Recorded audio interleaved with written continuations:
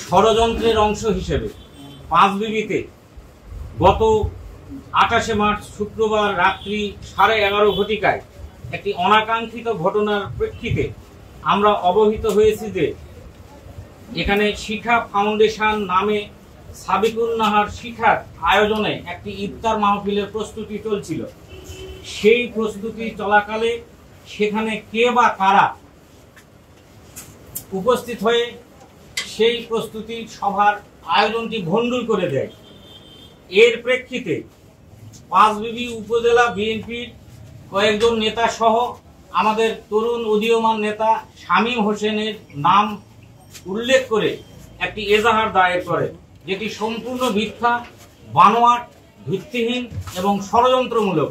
আমরা আশা করি এবং দাবি জানাই প্রশাসনের কাছে যে এই ঘটনাটির সঠিক এবং সুষ্ঠু তদন্ত করে সত্যিকারে যারা ঘটনা ঘটিয়েছে তাদের বিরুদ্ধে আইনানুগ ব্যবস্থা নেওয়া হবে। পাঁচবিবি একটি স্বাভাবিক শৃঙ্খলাপূর্ণ জনসমষ্টির এই শহরটি সুস্থ রাখবে এবং স্বাভাবিক কর্মকাণ্ড যেন চলতে থাকে।